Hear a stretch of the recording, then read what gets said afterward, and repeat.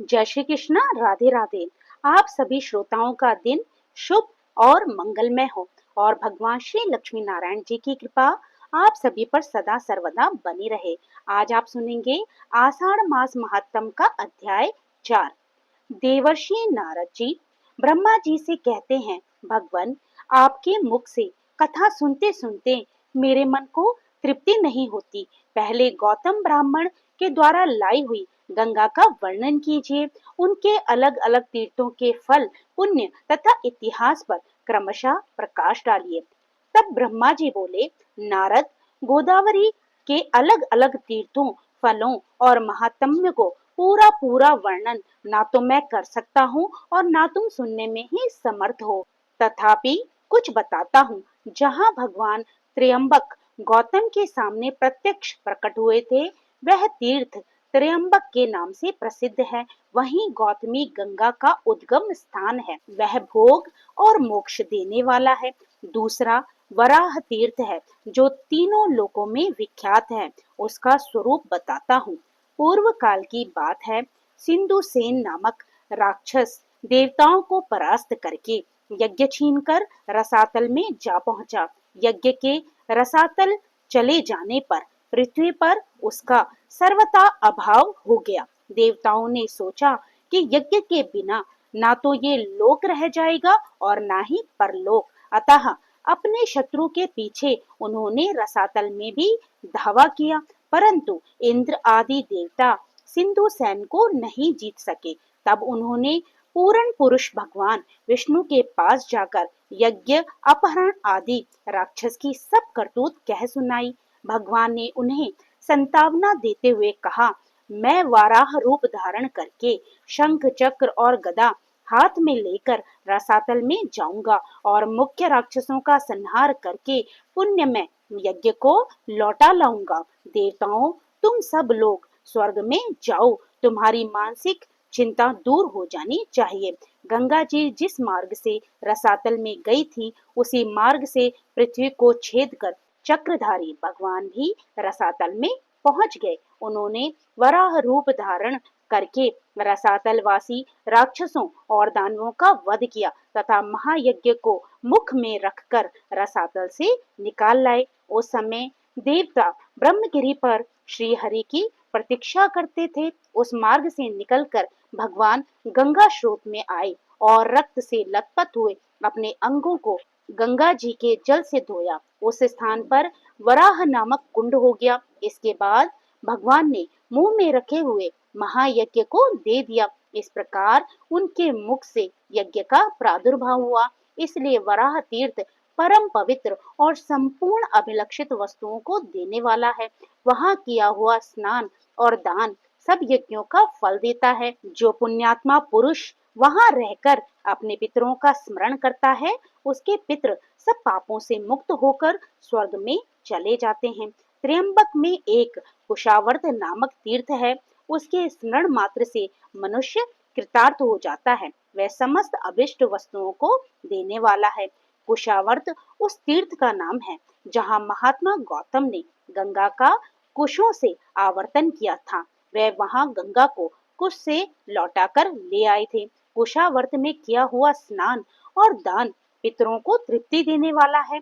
जहाँ नदियों में श्रेष्ठ गंगा नील पर्वत से निकली है, वहां से नील गंगा के नाम से विख्यात है। मनुष्य शुद्ध चित्त होकर नील गंगा में स्नान आदि जो कुछ भी शुभ कर्म करता है, वह सब अक्षय जानना चाहिए। उससे पितरों को बड़ी तृप्ति होती है।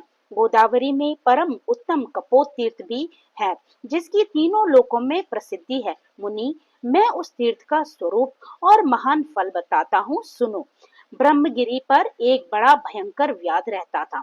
वह ब्राह्मणों, साधुओं, यतियों, गोओं, पक्षियों तथा मृगों की हत्या किया करता था। वह पाप आत्मा बड़ा ही क्रोधी और असत्यवादी था। उसके हाथ में सदा पाश और धनुष मौजूद रहते थे। उस महापापी व्याध के मन में सदा पाप के ही संकल्प उठते थे। उसकी स्त्री और पुत्र भी उसी स्वभाव के थे। एक दिन अपनी पत्नी की प्रेरणा से वह घने जंगल में घुस गया।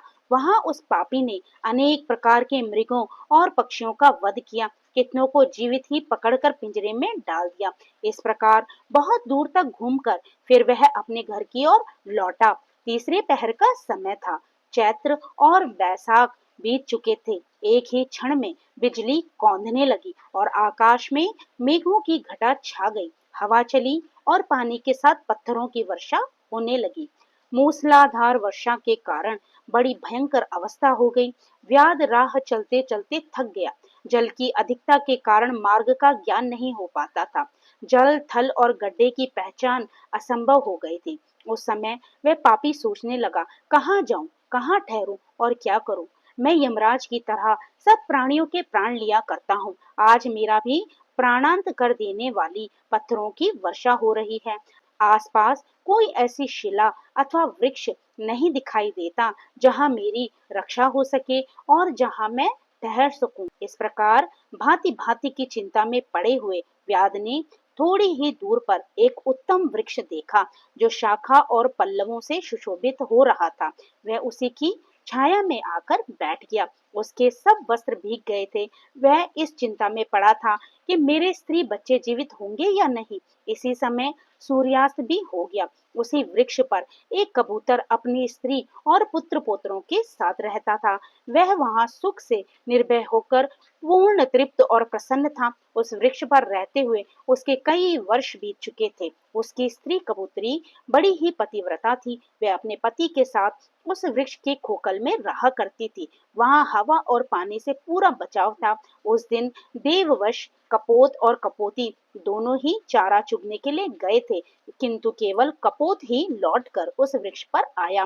भाग्यवश कपोती भी वहीं व्याध के पिंजरे में पड़ी थी। व्याध ने उसे पकड़ लिया था, परंतु अभी तक उसके प्राण नहीं गए थे। कपोत अपनी संतानों को मात्रहीन देखकर बहुत चिंतित हुआ। भयानक वर्षा हो रही थी। सूर्य डूब चुका था। फिर भी वह वृक्ष का खोखल कपोती से खाली रह गया। ये विचार कर कपोत विलाप करने लगा। उसे इस बात का पता नहीं था कि कपोती यहीं पिंजरे में बंधी पड़ी है। कपोत ने अपनी प्रिया के गुणों का वर्णन आरंभ किया। हाय, मेरे हर्ष को बढ़ाने वाली कल्याण में कपोती न जाने क्यों अभी तक नहीं आई। वही मेरे धर्म की जननी है। उसके सहयोग से ही मैं धर्म का संपादन कर पाता हूँ। मेरे इस शरीर की स्वामिनी भी वही है। धर्म, अर्थ, काम और मोक्ष की सिद्धि में वही सर्वदा मेरी सहायता करती है। मुझे प्रसन्न देखकर वह हंसती है और खिन्न जानकर मेरे दुखों का निवारण करती है।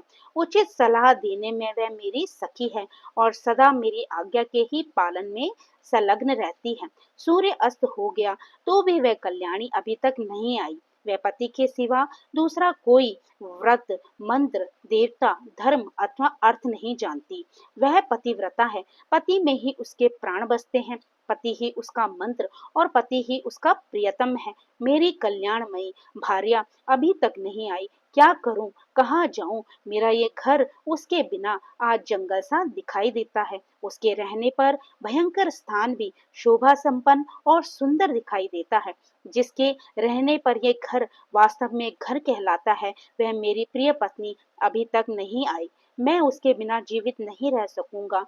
अपने प्रिय शरीर को भी त्याग दूंगा, किंतु ये बच्चे क्या करेंगे। ओह, आज मेरा धर्म लुप्त हो गया है। इस प्रकार विलाप करते हुए स्वामी के वचन सुनकर पिंजरे में पड़ी हुई कपोती बोली, हे खग श्रेष्ठ, मैं यहाँ पिंजरे में बंधी हुई बेबस हो गई हूँ। महामते, ये व्याध मुझे जाल में फंसाकर ले आया है। आज मैं धन्य हूँ और अनुग्रहित हूँ, क्योंकि पतिदेव मेरे गुणों का बखान करते हैं। मुझ में जो गुण हैं और जो नहीं है, उन सब का मेरे पतिदेव गान कर रहे हैं। इससे मैं निसंदेह कृतार्थ हो गई।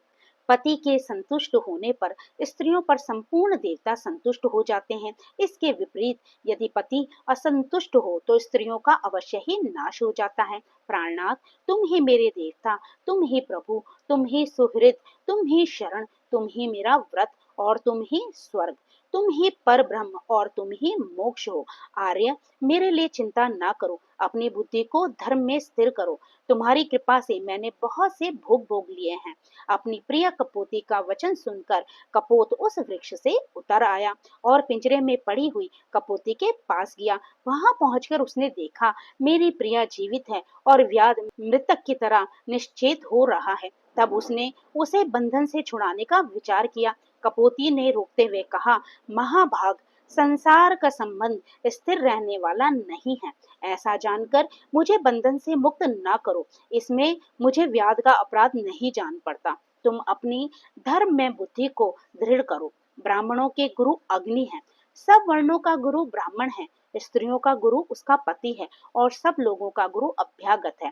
जो लोग अपने घर पर आए हुए अतिथि को वचनों द्वारा संतुष्ट करते हैं, उनके उन वचनों से वाणी की अधीश्वरी सरस्वती देवी तृप्त होती है।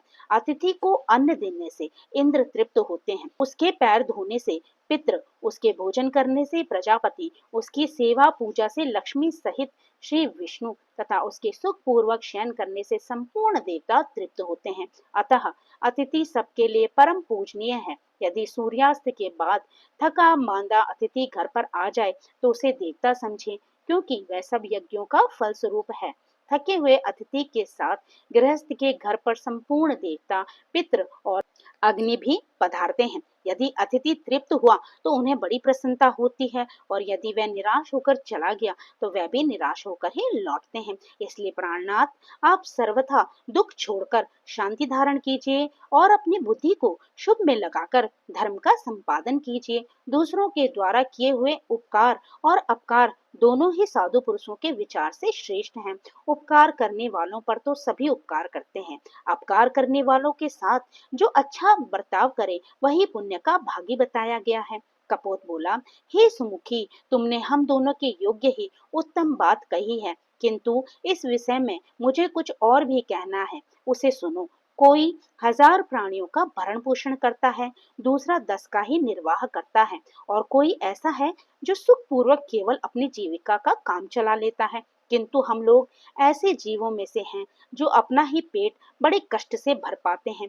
कुछ लोग खाई खोद कर उसमें अन्न भरकर रखते हैं, कुछ लोग कोठे पर धान के धनी होते हैं और कितने ही घड़ों में धान भरकर रखते हैं, परंतु हमारे पास तो उतना ही संग्रह होता है जितना अपनी चोंच में आ जाए। शुभे, तुम ही बताओ, ऐसी दशा में इस थके मांदे अतिथि का आदर सत्कार मैं किस प्रकार कर पाऊंगा? तो कपोती ने कहा, नाथ, अग्नि, जल, मीठी वाणी, तृण और काष्ठ आदि जो भी संभव हो वह अतिथि को देना चाहिए।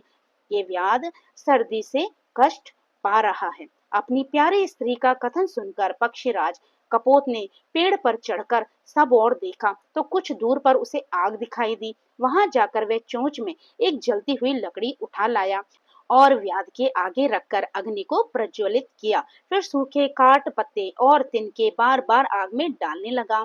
आग प्रज्वलित हो उठी, जिसे देखकर सर्दी से दुखी व्याध ने अपने जड़वत बने हुए अंगों को तपाया। इससे उसको बड़ा ही आराम मिला। कपोती ने देखा कि व्याध क्षुधा की आग में जल रहा है। तब उसने अपने स्वामी से कहा, हे महाभाग, मुझे आग में डाल दीजिए, मैं अपने शरीर से इस दुखी व्याध को तृप्त करूंगी। ऐसा करने से तुम अतिथि सत्कार करने वाले पुण्य आत्माओं के लोक में जाओगे। तो कपोत बोला, शुभे, मेरे जीते जी ये तुम्हारा धर्म नहीं है, मुझे ही आज्ञा दो, मैं ही आज अतिथि यज्ञ करूंगा। ऐसा कहकर कपोत ने सबको शरण देने वाले भक्त वत्सल विश्व स्वरूप चतुर्भुज महाविष्णु का स्मरण करते हुए अग्नि की 3 बार परिक्रमा की। फिर व्याध से ये कहते हुए अग्नि में प्रवेश किया कि मुझे सुख पूर्वक उपभोग में लाओ। कपोत ने अपने जीवन को अग्नि में होम दिया। ये देखकर व्याध कहने लगा, अहो, मेरे इस मनुष्य शरीर का जीवन धिक्कार देने योग्य है, क्योंकि मेरे लिए पक्षीराज ने ये साहसपूर्ण कार्य किया है।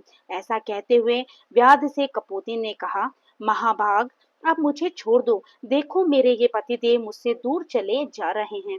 उसकी बात सुनकर व्याध सहम गया और तुरंत ही पिंजरे में पड़ी हुई कपोती को उसने छोड़ दिया। तब उसने भी पति और अग्नि की परिक्रमा करके कहा, स्वामी के साथ चिता में प्रवेश करना स्त्रियों के लिए बहुत बड़ा धर्म है। वेद में इस मार्ग का विधान है और लोक में भी सबने इसकी प्रशंसा की है। जैसे सांप पकड़ने वाला मनुष्य सांप को बलपूर्वक निकाल लेता है, उसी प्रकार पति का अनुगमन करने वाली नारी पति के साथ ही स्वर्गलोक में जाती है। ऐसा कहकर कपोती ने पृथ्वी देवता, गंगा तथा वनस्पतियों को नमस्कार किया और अपने बच्चों को संतावना देकर व्याध से कहा, महाभाग, तुम्हारी ही कृपा से मेरे लिए ऐसा शुभ अवसर प्राप्त हुआ है। मैं पति के साथ स्वर्गलोक में जाती हूँ। यूं कहकर वह पतिव्रता कपोती आग में प्रवेश कर गई। इसी समय आकाश में जय जयकार की ध्वनि गूंज उठी। तत्काल ही सूर्य के समान तेजस्वी अत्यंत सुंदर विमान उतर आया। दोनों दंपति देवता के समान